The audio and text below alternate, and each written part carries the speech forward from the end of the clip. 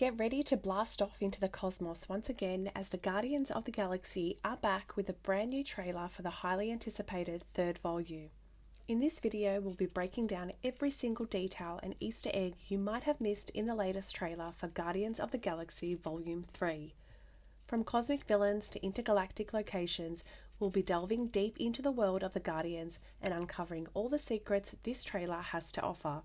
So grab your Walkman, put on your dancing shoes, and let's dive into the exciting world of Guardians of the Galaxy Volume 3. So buckle up, prepare for some cosmic mayhem, and let's take a wild ride into the thrilling world of Guardians of the Galaxy Volume 3.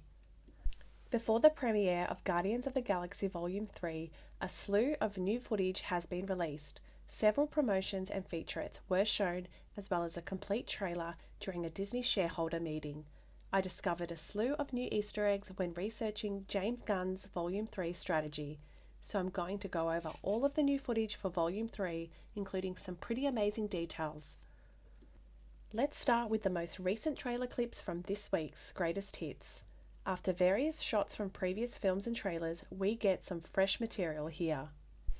New photos of the villain, Herbert Wyndham, the High Evolutionary, Marvel's ultimate geneticist renowned for experimenting on animals to produce human hybrids, and it appears the rocket was one of these.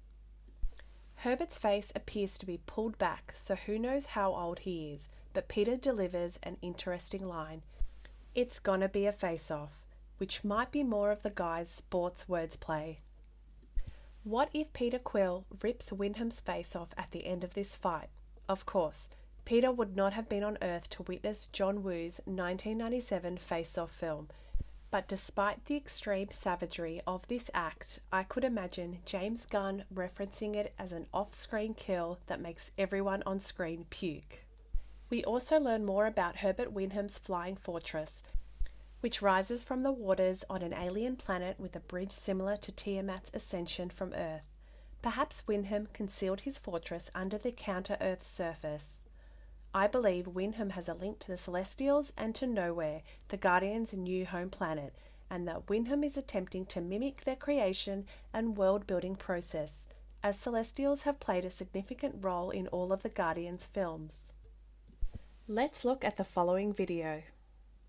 The Guardians all float down into this fleshy building with yellow liquid floating through it and dudes in bulky costumes, and it appears that they're going to investigate the inside of it.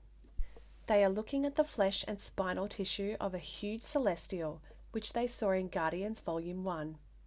The yellow liquid in the facility is the same substance as the skull of the celestial in Guardians Volume 1. It looks like Herbert Wyndham created a few new critters, including a white furry fellow with red eyes and spider legs, a bear crossed with an octopus with robotic appendages, and Gamora is seen slicing this guy open, which results in releasing the yellow liquid we mentioned just now. I think these are all creations of Herbert Wyndham's, using celestial fluid to endow them with a higher form of sentience, which is why these characters are able to speak in humanoid-like languages. So Peter Quill, Mantis, and Rocket would all be descended from a celestial bloodline.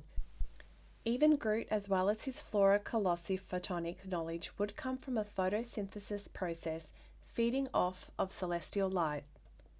We also get a couple of cameos in here. One of the employees is Nathan Fillion, who appeared in Volume 1 as a blue alien prisoner and was set to appear in Volume 2 as actor Simon Williams on the Missouri film marquee.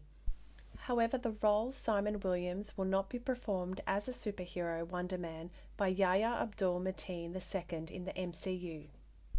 Then we see Sylvester Stallone return as Starkar Agard, the Ravagers' top leader. But notice how his suit really lights up here, looking like his Starhawk form that he takes in the comics when he merges with his wife Aletta Ogard.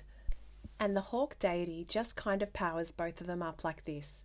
Aletta Ogard was played by Michelle Yeoh in the MCU and has even won an Oscar.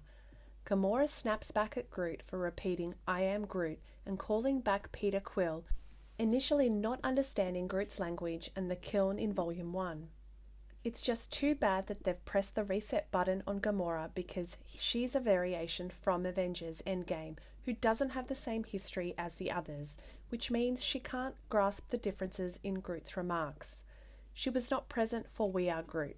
I believe it was the point at which they all began to hear Groot and what he was saying. We conclude with this amusing reminder that Peter Quill was only 8 years old when he departed Earth, and hence never learnt to drive a car. It's funny how the automobile seats have their bedded seat covers, perhaps to aid the fur-covered animalistic drivers here and contrast Earth, but I'm not sure.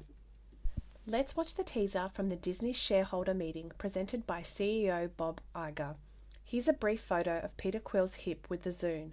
On its screen, you can see the main menu, artists, playlist, songs and genres, and it's organised by decade: 1950s, 1960s, 1970s, 1980s, 1900s and 2000s, but not after that because people stopped using Zunes after that.